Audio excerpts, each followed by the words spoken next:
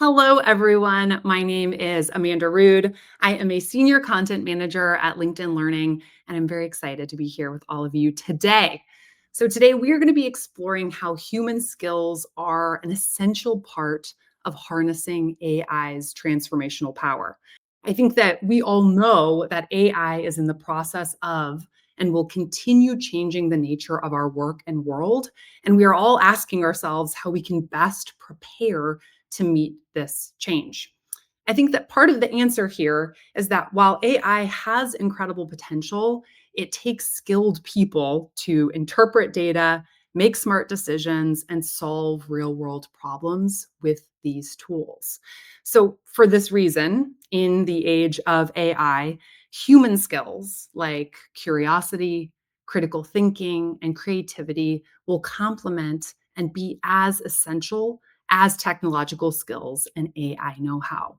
So, today we are going to hear from four leaders who will share their insights on why investing in our human skills is key to navigating the AI era.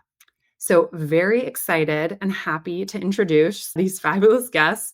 So, first up is Anish Raman, who is the Chief Economic Opportunity Officer at LinkedIn. Christina Sass, who is the President and CEO of the International Youth Foundation. Beatrice Guerrara, the co-founder and Chief Learning Officer at Kokoro. And Naria Santalucia, who is the General Manager for Skills for Social Impact at Microsoft Philanthropies. Hello and welcome, everyone. Such a delight to be here with all of you today. Awesome. So, Anish, as the Chief Economic Opportunity Officer at LinkedIn, we are entering this new economy where human skills are going to matter more than ever. And you've been talking a lot about that. Can you explain a little bit more what that means and why? Yeah. Well, first, thanks for doing this. Thanks for having me. It's a new role out of LinkedIn, Chief Economic Opportunity Officer. The reason we have stood it up is that we do think work is changing at a really definitional level. And so my job is to go out into the world to meet with leaders across sectors to try and redesign essentially the labor market and the systems that surround work so that we can make them, in a nutshell, more pro-human. And here's why we're doing that. We've talked a lot about AI. AI is here. It is in the day-to-day. We have data that the vast majority of professionals are using AI at work. We have data that nearly 90% of business leaders, especially C-suite, say that AI adoption is a top priority, and that they're really excited about what it's going to do for employees and innovation at work. But the big question everyone's still asking is, well, what is this going to lead to? This is a tool that seems different and a bigger deal than other tech tools recently. What is it going to lead to? And the best way I can describe it is that the knowledge economy that we've all been in for decades now, which had technical skills at the core of work, think the CS degree and the coder, the business school degree, and the sort of like consultant CEO, that economy is now on the way out. That I feel pretty confident saying. It's going to play out differently, different timeframes, different ways for everyone all over the world. But that economy, the knowledge economy, is on the way out. The new economy that's on the way in is something I'm calling the innovation economy. And the reason I'm calling it that is because our unique ability as humans to innovate is going to be at the center of economic growth for companies and economic mobility for workers. So think of AI as a tool to human innovation. It's a tool that's going to help everyone learn and grow in new ways and personalized ways. It's also a tool that's going to help everyone build and scale businesses in new ways and personalized ways. So the core thing that we're all going to be doing at work as employees, or maybe as work as entrepreneurs, is innovating. And that you're already starting to see play out, at least in terms of business leader sentiment, where like 80% of C-suite officials say AI will help build more innovative culture. So human skills, but more specifically, our unique ability as humans to innovate is about to be the anchor of this new economy. That's so interesting and valuable to hear. I've sort of likewise heard you say that what we define as hard skills historically is shifting. So why is it, or what does it mean that the new hard skills are going to be human skills?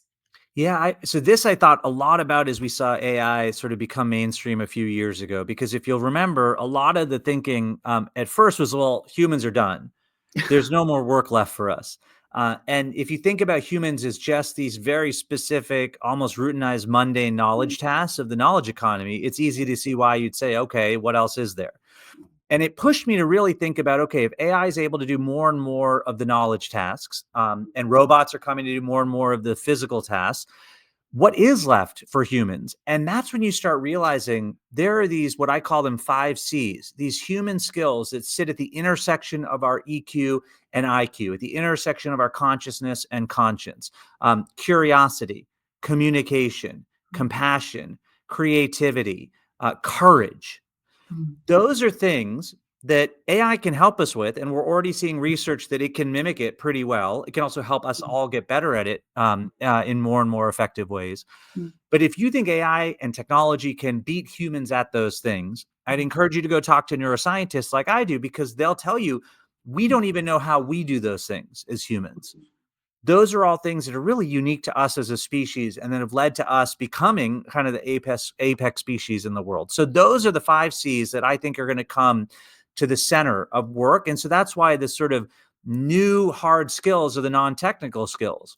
mm, And what's great is that we all have those skills. We can all get better at those skills. mm, We know because of neuroplasticity that the human brain can keep mastering new things. But what's sort of urgent about that, not so great, is that we've spent 100 years as humans credentialing and teaching and training in sophisticated ways technical skills. mm, Think math, think aptitude tests, all the entrance exams. We mm, haven't really done the same around these 5 C's, and now we've got to. AI is going to help us do it, and I'm excited about us as humans doing mm. that. But that's work that we've got to start doing now. And how do you see this shift towards human skills as the new hard skills already impacting hiring? Like, how is that affecting who's getting hired? And yeah. Yeah, it's happening already. So all this change that I'm talking about, it's not coming. It's already happened, and it's just starting to play out in different ways for everyone. But be engaged in this. Be curious about it. The best example I can give you actually is software engineers. So Mm, software engineers are the poster children of the knowledge economy. And when generative AI and its ability to code hit the scene, everyone thought, okay, that job's done. And I mm, did a op-ed in the New York Times calling out our data. 96% of a software engineer's job is doing things that AI either can or soon will be able to do.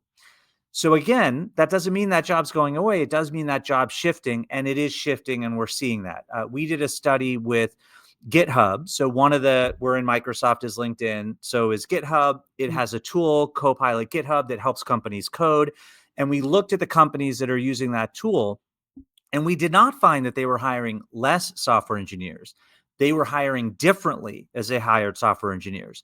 There was less reliance on a CS degree mm, because these tools are able to help people code. And there was more reliance on the 5 C's, on people skills, almost mhm, a 20% increase in the prioritization of people skills as they hired software engineers. So that's a great example of how that job is shifting. It's not disappearing, it's shifting, and it's shifting in ways that are more anchored on our unique human capability and our people skills. And that's just one example of what I think is going to play out for everyone in every sector at every level. I've heard people say it's not that AI is going to replace your job, it's someone who uses AI that can do your job is gonna replace your job, but I think you're adding the additional layer, which is it's not just about adding in that AI competency, but also understanding how a real competitive feature as a professional will be also developing these human skills alongside that AI competency. Yeah. Um, I love this quote from you. So, the story of work has always been the story of technology at work. What does that mean, and how do you think that relates to this moment? Yeah, and importantly, the other bit is, and never humans at work until now. And so, you know, this informs a lot of my thinking about this innovation economy Mm, that's coming next. If you think about the history of work, especially the modern history of work from the 1700s to now, so that's when you start to have the industrial revolutions that change work and the cultural revolutions that change democracies and how countries are structured. So I sort of start the clock at that moment. mm, Prior to that, by the way, the story of work for humans was largely agriculture, and you were sort of born into whatever lot in life you had. mm, But from that moment to now, we've had three, and now we're in the midst of the fourth, what's called general purpose technology. And these are technologies that can suddenly appear everywhere all at once. They keep getting better and they lead to new waves of innovation in the economy. The first one was the steam engine. If we start the clock in the 1700s, the second was electricity. Then you had computing, and now you have AI. Mm, And we tell that as one story. And we tell that as a story of increased economic productivity and increased economic growth. mm, That is because the story of work has only ever been the story of technology at work. mm, If you think about humans at work, it isn't one simple story. The steam engine and electricity actually don't change much for humans at work. We are still largely doing physical labor. We just do it at the factory, not the farm. mm, Computing comes, though, and it actually does change work for humans. We are now doing knowledge work. We're sitting at desks. We're doing all these new things at work that we didn't do before. And so as we look at AI, the big question, if you're looking for the story of humans, not technology, is it more like electricity or like computing? And that's when you realize actually it's not just more like computing. It's not just going to change work at a fundamental level. It's going to make work finally be about human capability, the 5 C's that I talked about. mm, Humans have only ever contributed physical labor when it was agriculture and then even into manufacturing, and mm, then some level of intellectual labor as we went into the knowledge economy. mm, But the real thing that led to all of that economic growth wasn't just the ability to do production more efficiently. It was that humans at different moments innovated. Humans came up mm, with an idea for the steam engine. Humans came up with an idea for electricity, for mm, computing, for AI. But what's really held our economic growth back is that very, very, very, very few humans have ever had the shot to innovate. You had to be with the right credentials and with the right connections to get the capital you needed to actually turn an idea into an invention, mm, and an invention into a business or into a general purpose technology. What we just talked about, what AIs can do is make that possible for everyone at mm, every level to become micro innovator or actually an entrepreneur that launches a new business that goes after quality of life or healthcare, not just consumer convenience or enterprise productivity. So that's why I'm really excited about what's coming, because we've never put all humans and all of their capability to bear as we think about work and economic growth, especially as we think about what we do best as humans, which is come up with new ideas and innovate mm. new ways of living and working. And that's about to happen at a scale we've never seen before. And as someone who's radically pro human, that's very exciting to me. Anish, it's always so energizing to hear from you. And I think, yeah, it's just valuable because I think a lot of people at this moment are just at the question of like, how do I use this tool? But I think there's something very transformative about asking the question of how can I use this tool to transform the way that I work, the way that I think, the way that things are done. Like, what is the possibilities in it? So that's awesome. Thank you so much, Anish. It was great chatting with you. So Beatrice, what a delight to chat with you today. Um, so, as the co-founder and the chief learning officer at Kokoro, I would love if you could tell me a little bit about how the intersection of AI and human skills is impacting your work. Actually, that's a very good question. So I'm the co-founder of Kokoroe, which is an e-learning platform. And actually, from my point of view, from what I see, AI is not just a tool. AI can spark a new idea, it can speed up work, it can also eliminate all the repetitive tasks that we have on a daily basis. Mm, So in the end, I really think that AI can be a very powerful assistant in our creative process. I will just give you a few examples. It can give new ideas to create a script, to create an advertisement, or something like that. It can help us to generate new ideas, to imagine a new creative concept. mm, So in the end, AI can act as a brainstorming partner. It's what I like to call it. mm, It can bring us unexpected angles and combination, and it helps us to focus more on strategy and more on storytelling than just on repetitive tasks. mm, So in our daily routine, I would say that it frees up our mental space. It allows us also to think bigger, to experiment faster, to push our creative boundaries. So I mm, would say that AI doesn't replace human; it amplifies it. mm. That's lovely. And I'm curious how, like, on the day-to-day or in the work that you're doing, how you see that AI can be integrated into the creative process to enhance innovation or problem solving? Like, how do you use it to do that? Mm. So I'm really enthusiastic about AI. So I would say that it's a big game changer for us Yeah. because AI is revolutionizing online education on very various ground. It can help us make learning more engaging, more personalized, and also more scalable. To just give you a few concrete example, let's take course design.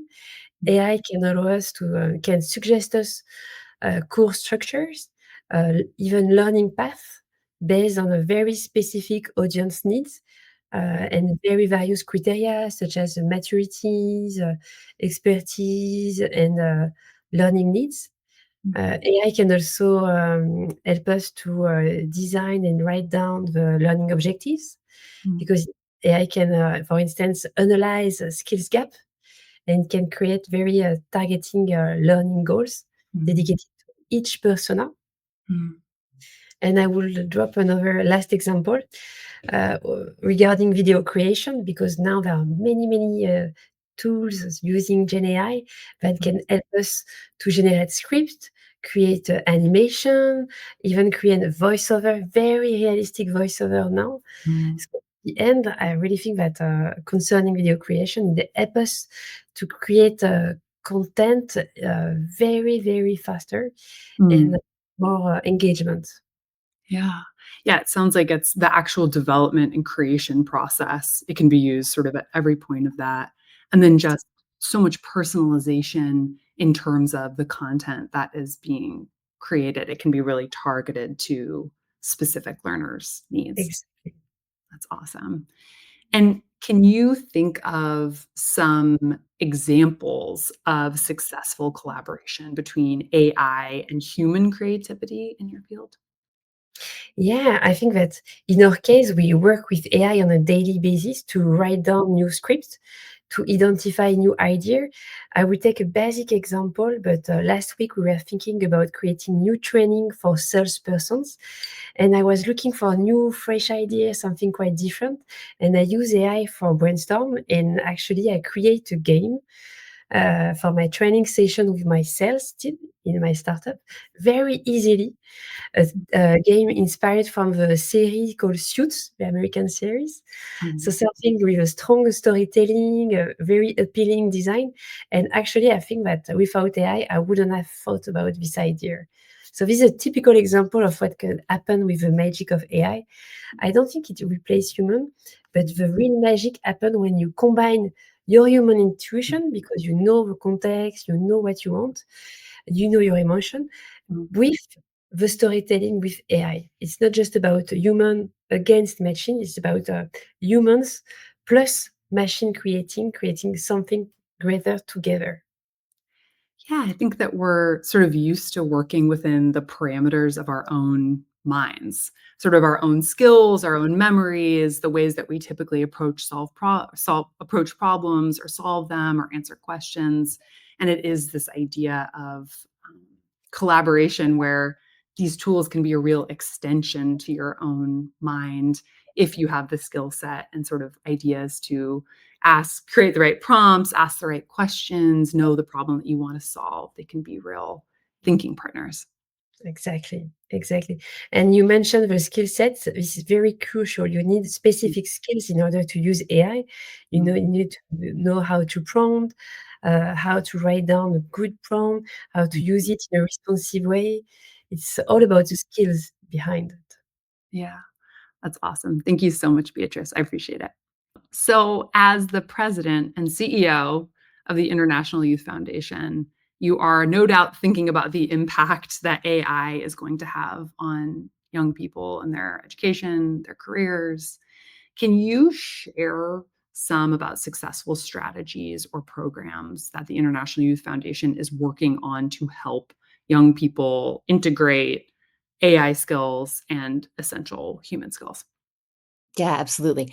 Thanks so much for having me. Yeah, at IYF, we're really focused on helping young people who, right now, literally and figuratively, are inheriting a world on fire.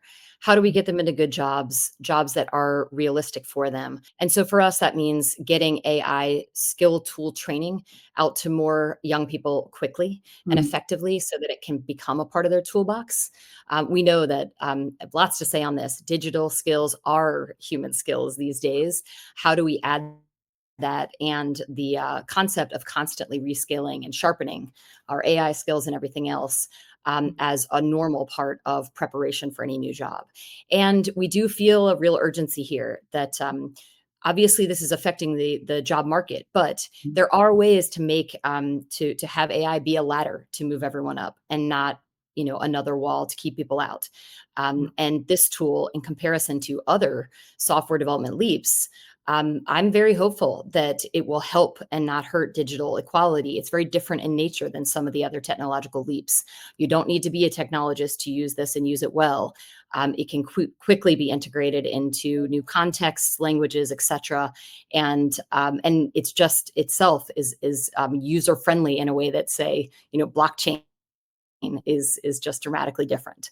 So the first, order of business is get these skills out there and pair them with relevant job skills, mm, and of course human skills. Anywhere that we are looking for major vacancies, we're already and for decades now have been pairing those with human skills because mm, in any complicated environment, it is the people with those human skills that can deploy them that will be successful in those careers.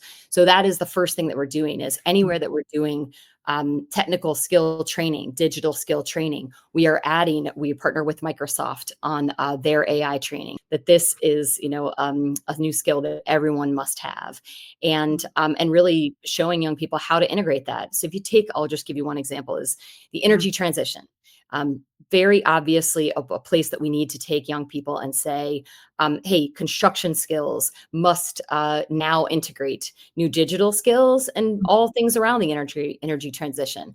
But how those things will be deployed, you think of any disruption in the marketplace, flooding, any complicated issue around the energy transition, you immediately need human skills and need to marry your human skills and digital skills. So we are teaching young people that that's an exactly a place to deploy all of that and mhm, involve AI and mm. sharpening their latest tech skills to be able to handle what's coming their way.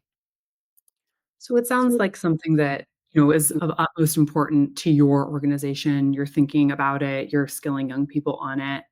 How do you think that educational institutions in general could better prepare youth for an AI-driven world? And particularly in terms of also developing these critical human skills like critical thinking, empathy, effective communication, and on. Yeah, I mean, the core one is we have to measure it. We have to be able to say that these human skills helped young people compete and get those jobs and be competitive, and they have to help employers, be delighted with their new employees and make the Mm, case. And I'm really, this is like a place to me where it is exciting to think about how some of these tools can help democratize areas that historically haven't been. So I'll give you one example that comes to mind is banking in Mexico. We do a lot of work in the banking sector, mm, and typically, in the entire formal banking world, you needed a 4-year degree in economics to be an entry level teller. wow. We are measuring across the board. We're measuring that that's not what's most important to the clients of banks. It's actually hospitality skills, and hospitality skills are human skills. It is really interpreting that a person is like confused by what's going on or needs. It really is the sort of softer side, Mm, and so we are using these tools to really measure both the human skills and the desires of employers, mm, and vacancy data to show human skills actually outcompete. And if you open your mind about that, you can bring in a whole lot of talent that's extraordinary at human skills, i.e., people trained in the hospitality sector Mm. that have historically been excluded from personalities. Like, this is a time where we can combine these things to open up a lot more jobs because it just makes sense where human skills are a lot more needed. So that's a few examples. That's such a good example, and just yeah, a wonderful opportunity to really evaluate skill alignment. Like you said, like we're requiring this sort of degree that isn't necessarily aligned with the practical skills that some. Right. I mean, it's just Baroque in a bunch of different ways, right? The young economist does not want to be a teller. That is not a job that they're staying in. So it's constantly, open. No one's happy, right? The customers of the banks aren't happy. Banks aren't happy. And so that is, we must prove the case, right? Right now we are doing training with technical high schools to say, young people that spike in all of these human skill areas would be extraordinary for that. Would you open up and be open to testing it? So now we do need to, we're using years and years and years of that kind of human data to make the case that they should be open to it. And now we're really seeing, like, putting those new people into those jobs and seeing it be sticky and employers be happy. And of course, bank clients say, what a wonderful experience. So we need it all to work together, but those are the opportunities here. Yeah. It also just makes me think about the ways in which the development of these strong human skills can really drive the required technical skills too. It's like if someone has really strong critical thinking, if someone has learned how to navigate ambiguous circumstances or a lot of change. Like if you have those foundational human skills, it's going to help you adapt to and figure out how you need to skill up to get a new job or go into a new profession or change industries and things like that. So that's great to hear. Yeah, I think that absolutely resonates. I think we will see kind of the all of these sectors, right? We work closely with Caterpillar, for example, in construction. Construction these days is like completely digital. Even Mm. if you step inside a big, heavy yellow machinery, the inside of it looks like a cockpit and doesn't look like, Yeah. what we thought of. So then, so if all of that is going to be digitized, right? If AI is going to play a role in simplifying that so many more people could get in and use that machinery, then what's going to be your competitive advantage is Mhm. when anything slightly complicated comes into play, it will be your human skills that will be your competitive advantage. Which I think is a case that Anish is making, seamlessly, and which we saw. We can come back to this, but we saw at Andela with thousands and thousands of software developers many times. It is not their technical skills that help them out compete. It is the combination of their technical skills and their ability to solve complex problems in a human world. Such an important point to emphasize. Hi, Naria. Hi, How you doing? I'm great. Been really enjoying the conversation so far, for sure. Lovely, fabulous. So I'm curious, as the general manager for Skills for Social Impact with Microsoft Philanthropies, how do you see the role of human skills evolving in the age of AI, especially in this context of training and education? Great, wonderful. Well, first of all, we always try to start with our mission here at Microsoft, which is to empower every person and every organization on the planet to achieve more. And I think that, the every and the person part is very, very important in this context because at the end of the day, it is truly all about the people.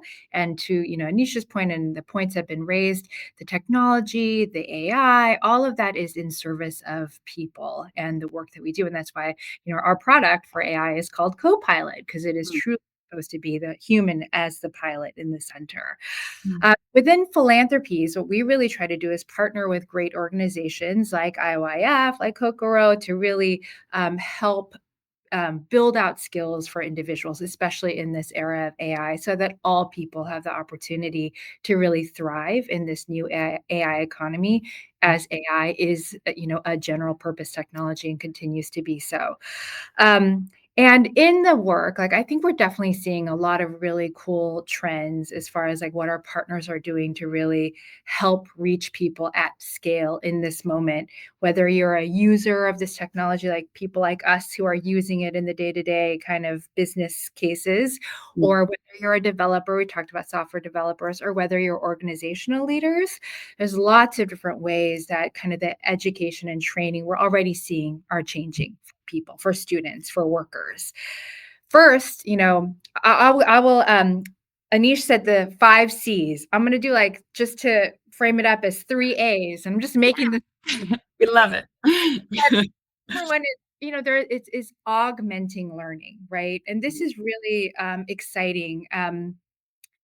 Mustafa Suleiman, our AI leader, mentioned recently, like we all need a personal tutor, right? And we're going to have these personal tutors. And that is really something that's going to help, to your point about with the human skills, right? Like as an individual learner, I will have access already to personal tutors that can help me to learn. That will help me really differentiate my own learning and learn faster. So that's one way it's going to augment Mhm. education and skilling. The other thing is that it's going to change the approach, my second A, right? I think there is going to be a lot of cool and different ways that we can flip, for example, classrooms and flip learning environments. So rather than us going into a lecture, right, and like learning in a very kind of factual, here are the facts that you need to know and the information you have, we can now do that at home with our augmented agents and then come into the classroom and use that time to actually work in groups, work in partnership, be in a community in that classroom, and really build on the knowledge to continue Mhm. to like be even more human, right, in our learning, which I think is going to be really cool. And then finally, my last A is truly about access. And I do think that this is true. We're all at the starting line with this technology. And so there is a huge chance for, learners and young people that Christina works with at IYF, maybe from the global South countries, that they can leapfrog with this technology and really truly have opportunities to gain those new skills and new jobs. And also, it helps with the access. It's just a huge thing on localization of content and training, because it's been hugely expensive for learning organizations, and I'm sure Kokoro can attest to this too, to really make sure that content is localized, translated, and it's also in the context of a specific culture and society. So we've been using AI a lot to really help augment the process of translating and localizing content to get it out there quickly. And then so those are my 3 A's. So it's going to help us augment, it's going to help with the approach and help with the access. But the last thing I do want to really put a call out for all of us, and this goes for every sector, but I'll just speak specifically about, education and training.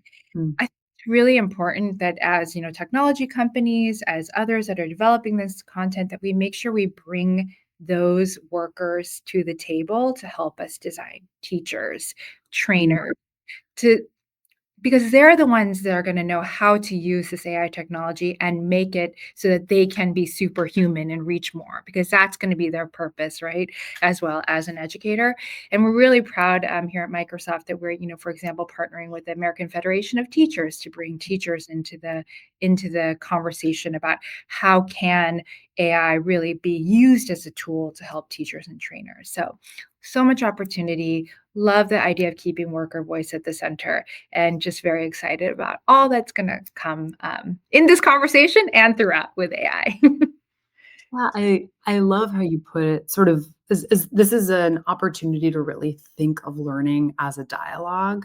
Like, I think about when I was in high school and I would have like a physical printed textbook, and the idea is sort of like you sit there and it's sort of one directional. Like you take this from the book and it goes into your mind, Yes. this static process. Whereas it's amazing to think about the sort of personalization and dynamism of learning through this dialogue, through this engaged process with these tools. And then, as Exactly. you said, that can make classroom time really valuable because you sort of take all of that knowledge, you've had that process already.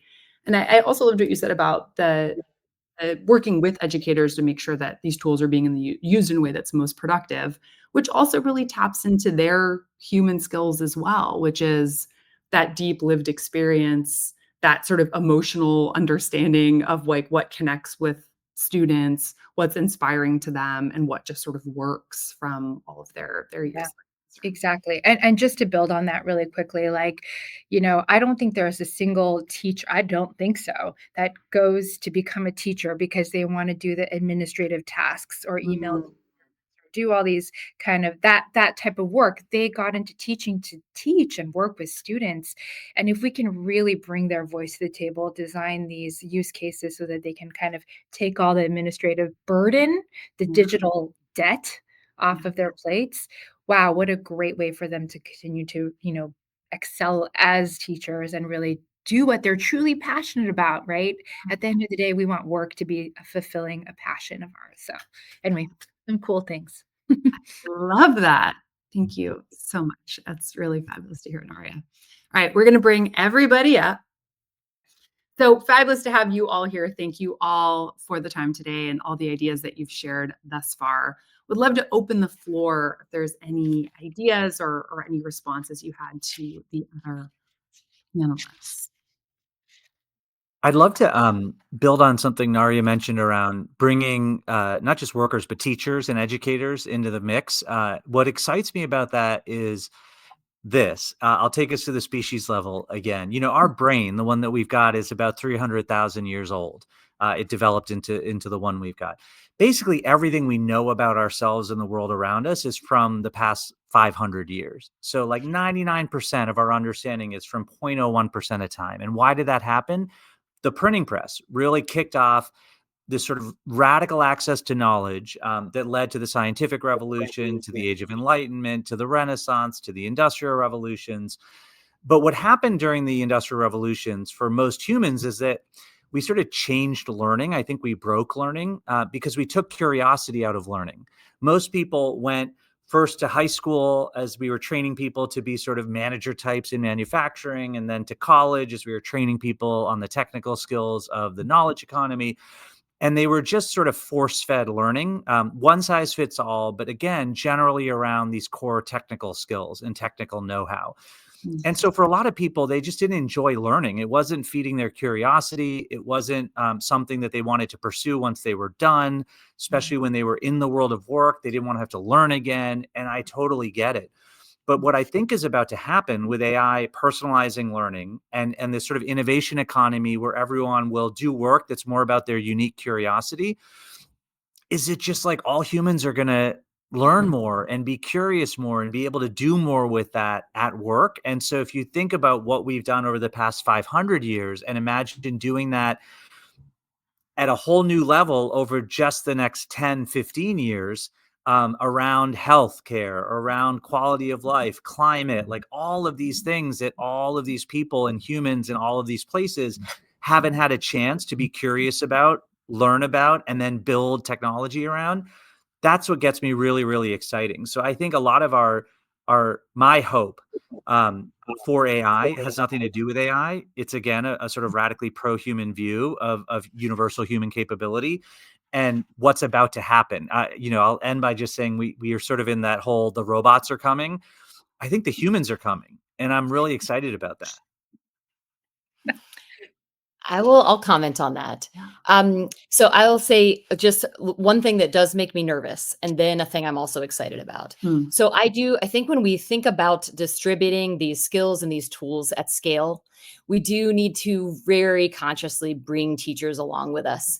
It is intimidating. It is intimidating to think that your students will leapfrog your ability, pretty immediately. It's threatening, and so we do need to really make specific efforts to bring them along and show how these tools can unlock them and their classes. But I also think the focus on human skills. So I will brag that at IYF, not to my credit at all, I'm relatively new here, but has been deploying the human skills in a form called Passport to Success in over 120 countries and 20 languages for a long time now. And the reason why it's so sticky is because teachers love it and students love it. Like, we can show that the focus on human skills keeps butts in seats. Like, it is engaging. It's a way that, other things seem impenetrable, that these, uniquely human skills energize students to the cause and really keep them there and keep them engaged. So it's a gateway drug. It's a gateway drug for all sorts of other, more career, maybe we would say slightly more boring skills we need them to learn, but we can, by starting with creativity, innovation, by starting with this, we just like light up parts of the brain. And that is great. That is excellent for teachers, and it's excellent for young people that we want eventually to stay in that seat and get that job. I love that. As we close out, I would love to hear from you, Naria. What are you sort of most excited or optimistic about when you think the future at this moment? I am really excited about the democratization of AI and the fact that we do have a chance right now, if we do it right, to get these AI skills and these AI tools in every single person's hands. And I wanted to just like break it down for people who are listening on, because it's hard, right? Like, I liken it to when I first became a people manager. I was like, oh, it's fine. I'll just do it myself. Right. But like, at the end of the day, like, I'm not going to be as productive and able to do everything. And it's the same with AI. In the beginning, I was like, well, I could use this tool, but I'll just do it myself. Right. And what I've found is I try to be really disciplined about it. So, like, again, back into the human mentality, like, take a look at your day, scan the tasks you have, and what are the ones that you want to kind of give to AI to do efficiently for you. Mm. And then follow it up with like, what did you do with the extra time? I don't think people do that part. They're like, oh, productive, productive. But okay, so my great example is I hate writing introduction emails to people. Like, when I'm like, I'm going to connect a niche with Christina, but I have a lot of those. I have a whole list. I actually now have a prompt I put into my email, introduce them. And then I was literally on a plane. I did all this. And then I watched a movie. And it was so awesome. So I think about, like, I didn't do more work. I learned something new in this documentary I watched, right? So I think just catalog that too. And I think if we take individual steps, it's going to aggregate into something big. And that's what I'm excited about. I love that. I love that follow-up of noticing what you did with that time. Like, did you rest? Did you learn something new? And how does that reflect in the work that you do later? Beatrice, you're going to close us out. What is something that you are most excited or optimistic about when you think about the future? What I would say is that AI is really exciting for me because it transforms how we learn and how we develop skills. We were mentioning a few minutes ago the teacher role, but I really think that as a startup working in the HR and digital learning industry, we also have a big responsibility to use it in a responsible way, but also in a proactive way. And for me, AI can personalized training, adapting content to each learner's pace and needs. It can provide real-time feedback, something very rare and difficult to acquire. And it can also, in the end, I think, make high-quality education more accessible by breaking geographical barrier, financial barrier. So I really think that what exciting me the most is that in the end, I think that education, online education, can become smarter, it can become faster, and in the end, more impactful. I love that. Perfectly put. So as we close out, I want to give a huge thank you to all four of you, our fabulous panelists, and the time that you took today and the insights that you shared. For everyone who joined the conversation today, if you'd like to learn more, we're going to be posting some links to resources in the chat, including the Human Skills in the Age of AI Learning Path by Microsoft and LinkedIn, which is a series of courses to help you skill up and demonstrate your human skills. It includes Anisha's course, which is awesome. And we'll have some other helpful links for you there as well. So thank you all. Have a wonderful rest of your day, and we'll talk soon. Take care.